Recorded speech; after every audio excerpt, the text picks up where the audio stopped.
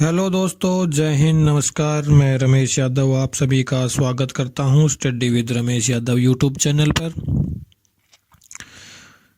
जो हमने current affair की सीरीज चलाई हुई है उसी को आगे बढ़ाते हुए आज की क्लास 9 फरवरी 2024 का करंट अफेयर की क्लास होगी।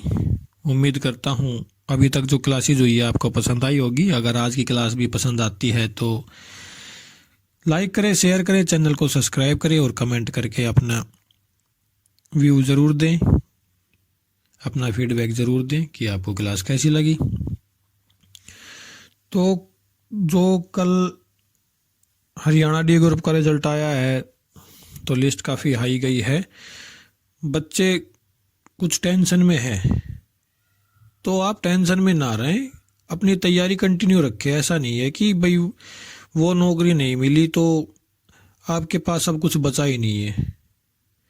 निराश ना हो, उसकी लिस्ट भी आएगी, उसकी वेटिंग लिस्ट भी आएगी, क्योंकि जो ग्रुप 56-57 के बच्चे हैं वो बाहर होंगे, टीजीटी के बच्चे बाहर होंगे, कुछ हरियाणा पुलिस में जो वेटिंग निकाली गई थी उसके बच्चे बाहर हो जाएंगे, तो बहुत सी सीट खाली रहेगी।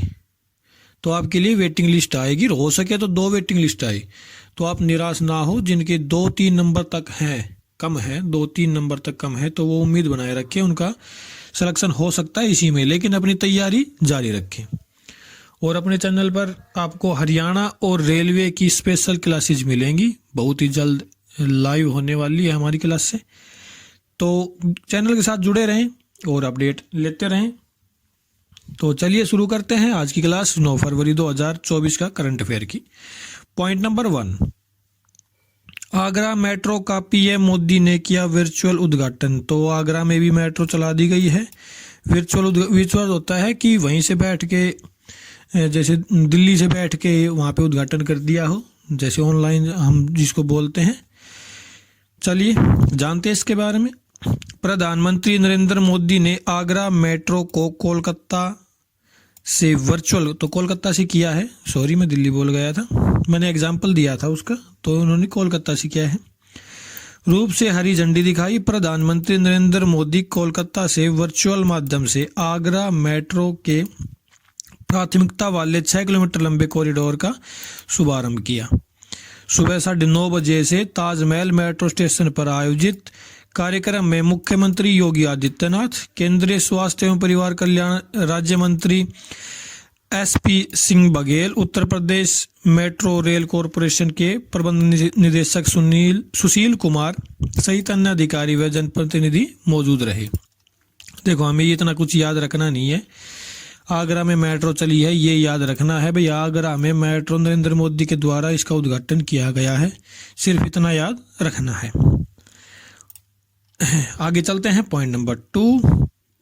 आगरा का तो आपको पता ही होगा कि भाई उत्तर प्रदेश में है, ताजमहल है आगरा में, और यमुना नदी के किनारे स्थित है, और भाई लाल किला है, आगरा का लाल किला आगरा में स्थित है, और भी कुछ पॉइंट होंगे तो हम बताते रहेंगे।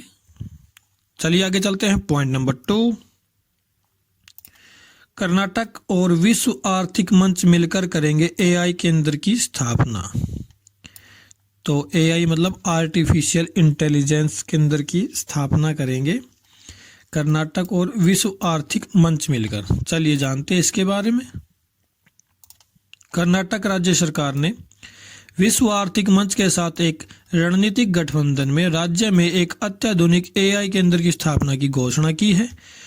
29 फरवरी को हस्ताक्षरित आशय पत्र के माध्यम से औपचारिक रूप से तैयार की गई इस सहयोग का उद्देश्य कर्नाटक को कृत्रिम बुद्धिमत्ता के लिए एक वैश्विक केंद्र के रूप में स्थापित करना है, जो राज्य को वैश्विक डिजिटल और तकनीकी परिदृश्य में एकीकृत करने में एक महत्वपूर्ण कदम है। तो कर्नाटक और विश्व आर्थिक मंच मिलकर ये काम कर रहे हैं। इंपॉर्टेंट रहेगा, एआई केंद्र की स्थापना कर रहे हैं कर्नाटक में। कर्नाटक के सापेक्ष में अगर बात करें तो यहाँ के राज्यपाल हैं थावरचंद गहलोत और मुख्यमंत्री सिद्धारमैया, और कर्नाटक की राजधानी बेंगलोर है, अब बेंगलुरु अब उसका नाम है, पता होगा आपको। और विश्व आर्थिक मंच के सापेक्ष में अगर बात करें तो यह एक गैर लाभकारी अंतर्राष्ट्रीय संगठन है और इसकी स्थापना 1971 में हुई थी।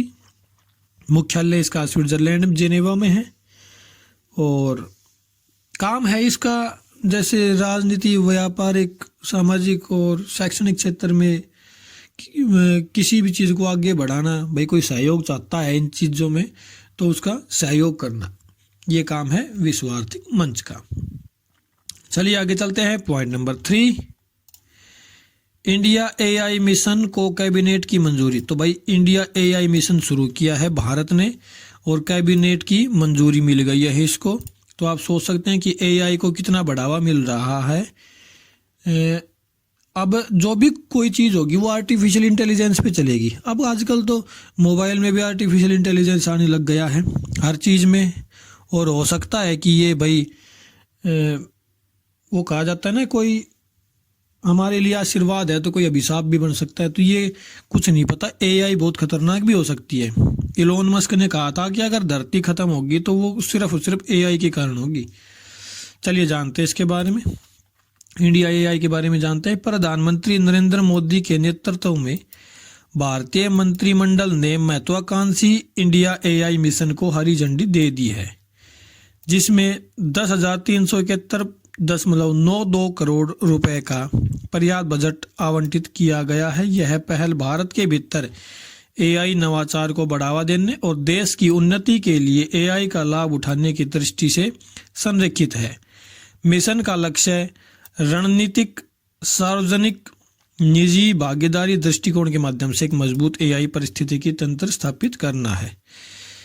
देखो एआई बहुत फायदा भी करेगी, ऐसा नहीं है नुकसान ही करेगी, लेकिन इसके जो नुकसान है वो बहुत ही खतरनाक हो सकते हैं। तो इंडिया एआई मिशन लॉन्च किया है, नरेंद्र मोदी ने लॉन्च किया है और कैबिनेट को इसकी मंजूरी मिल गई है।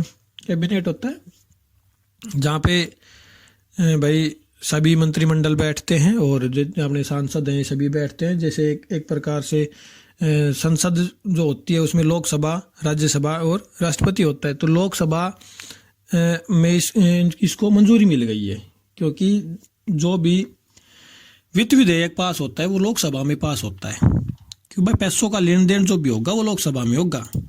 तो इसमें पैसों का हिसाब किताब है 10,371.92 करोड़, तो ये लोकसभा में हुआ है।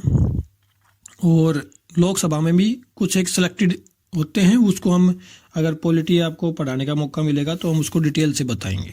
चलिए आगे चलते हैं। पॉइंट नंबर 4, स्वीडन नाटो का 32वां सदस्य देश बना। भाई ये मोस्ट इंपोर्टेंट रहेगा, 32वां सदस्य देश बना है स्वीडन। चलिए जानते हैं इसके बारे में। स्वीडन नाटो का 32वां सदस्य देश बन गया है। फरवरी 2022 में रूस जापान के बीच युद्ध में नाटो सैन्य गठबंधन में शामिल होने के लिए आवेदन किया था, जिसके 2 साल बाद कलवांजी गठबंधन में शामिल हो गया। इसका कुछ इतना इम्पोर्टेंट है नहीं, इसको याद बिल्कुल नहीं करना। तो 32वां जो देश बना है वो स्वीडन बना है, आपको सिर्फ इतना याद रखना है। और स्वीडन की अगर बात हुई है तो स्वीडन के बारे में थोड़ा सा याद रख लेना। स्वीडन की राजधानी स्टॉकहोम है, प्रधानमंत्री उल्फ क्रिस्टसन यहाँ के प्रधानमंत्री हैं। और स्वीडन बाल्टिक सागर से लगता हुआ है, नॉर्वे और फिनलैंड के साथ अपनी सीमा साझा करता है। आप एक काम करना, एक मैप की बुक आती है, कोई भी मैप की बुक ले लेना, कोई भी, मैं कोई पर्टिकुलर कंपनी का नाम नहीं लूँगा। हो सके तो एक ऑक्सफोर्ड की आती है, आप अगर नई खरीदना चाहे तो ऑक्सफोर्ड की बहुत अच्छी होगी, आप वो ले लेना। और जैसे मैं क्लास कराता हूँ तो आप उसमें देख लिया करो, बस देखने से ही आपको पूरा मैप याद हो जाएगा। तो मेरी बात मानो तो एक मैप की बुक ले ही लो, क्योंकि एग्ज़ाम के लिए ये चीज़ें बहुत ही इंपॉर्टेंट होती है।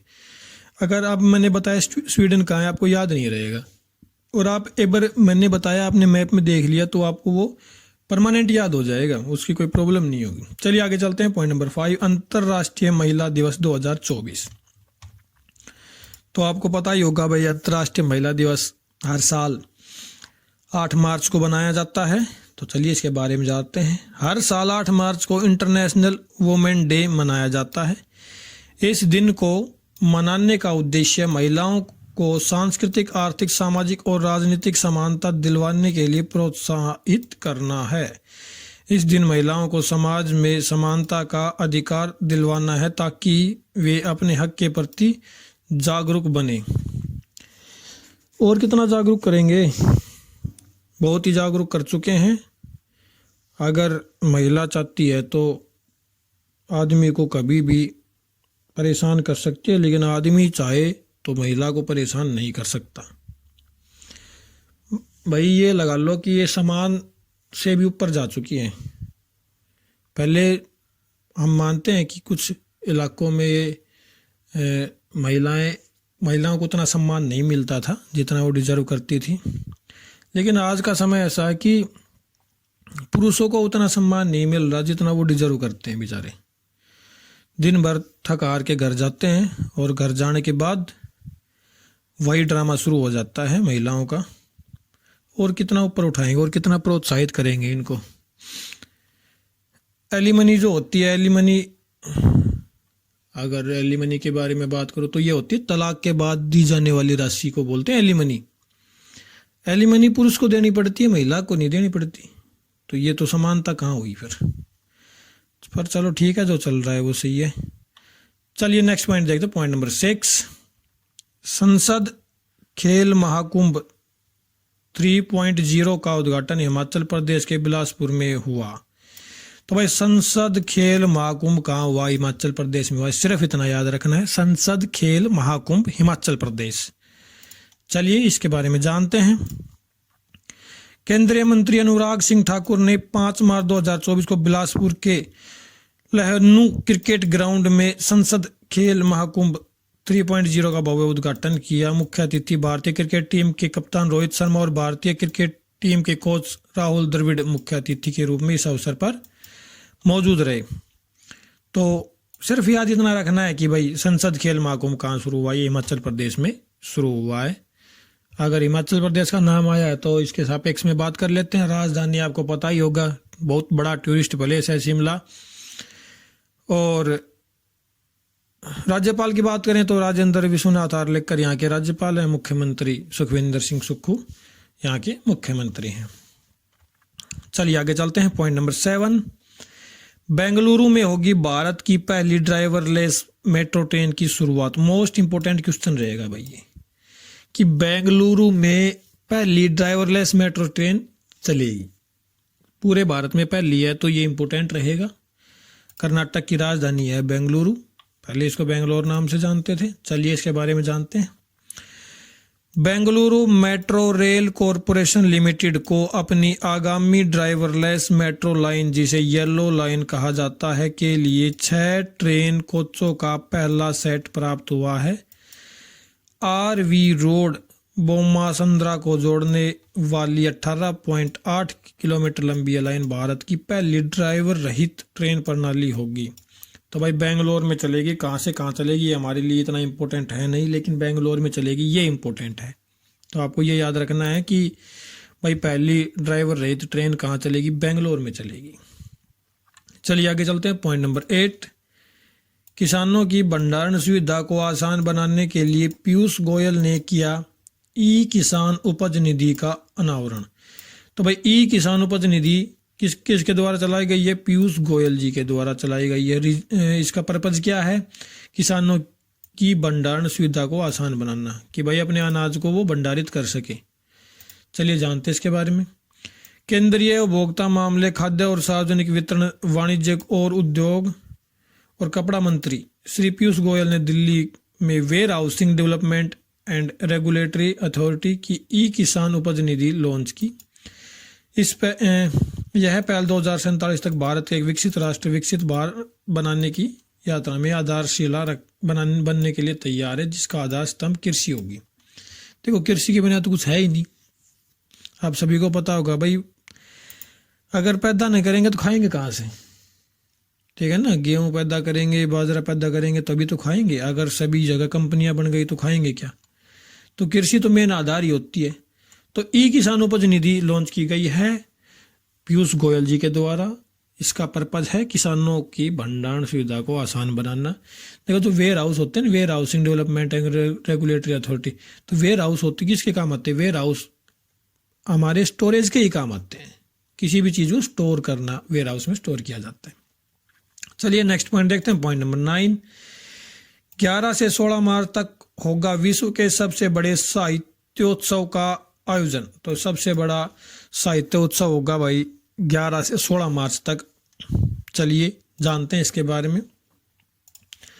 भारत में प्रतिष्ठित राष्ट्रीय साहित्य अकादमी इस वर्ष अपनी 70वीं वर्षगांठ मना रहा है और इस मील के पत्थर के सम्मान में वार्षिक साहित्योत्सव दुनिया के सबसे बड़े साहित्य उत्सव के रूप में बदल गया है। तो दुनिया का सबसे बड़ा साहित्य उत्सव है। कहाँ मनाया जाएगा? तो अपनी जो साहित्य अकादमी है वो दिल्ली में है। तो दिल्ली में इसका आयोजन किया जाएगा। 11 से 16 मार्च तक इसका आयोजन किया जाएगा। इम्पोर्टेंट क्यों हो गया? क्योंकि विश्व का सबसे बड़ा हो गया है अब, तो ये इम्पोर्टेंट हो गया। दिल्ली में इसको आयोजित किया जाएगा। नई दिल्ली अगर ऑप्शन में आता है तो नई दिल्ली आप सेलेक्ट करेंगे। तो यहीं तक थी आज की क्लास। उम्मीद करता हूँ पसंद आई होगी। अगर पसंद आई है तो लाइक करें, शेयर करें, चैनल को सब्सक्राइब करें और ज़रूरतमंद बच्चों तक क्लास पहुँचाएँ और डिमोटिवेट ना हो। अब क्या होता है कि कई दिन हो गए जैसे पढ़ते पढ़ते तो डिमोटिवेट हो जाता है बच्चा कि यार और कुछ कर लेंगे। तो ऐसा नहीं है। जिस राह पे आप चले हैं ना, तो उसको मंजिल को अगर नहीं पाया तो फिर क्या पाया? या तो फिर उस राह पे चलना ही नहीं था। क्योंकि अगर आपने 2 साल तैयारी की है और आप अब तैयारी छोड़ के कोई और दूसरा काम करेंगे तो वो तो 2 साल तो आपकी लाइफ के इतने इम्पोर्टेंट 2 साल थे वो खराब हो गए। तो ऐसा ना करे। जिसने तैयारी शुरू कर दी वो अपनी तैयारी कंटिन्यू रखे। अगर तैयारी कंटिन्यू है तो आप लिखवा के ले सकते हैं मेरे से, आपको नौकरी मिलेगी। आप 100% गवर्नमेंट जॉब में लगोगे अगर आप कंटिन्यू हो। तो ये नहीं है कि एक दिन पढ़ लिया 10 दिन नहीं पढ़े तो आप कंटिन्यू कैसे हो गए। तो आपको कंटिन्यू रहना है, डिमोटिवेट होना नहीं है। और अपना टारगेट फिक्स कर लो। आप भाई आज मेरे को ये याद करना है। ऐसा नहीं है कि भाई आज मेरे को 15 घंटे पढ़ना है। ऐसा नहीं होता। पढ़ लो 5 घंटे, कोई इशू नहीं है। 4 घंटे पढ़ लो, लेकिन पूर्ण रूप से आप अपना 100% दो उस चीज़ में। तो आज के लिए इतना ही और जल्द ही लाइव क्लासेस शुरू करेंगे।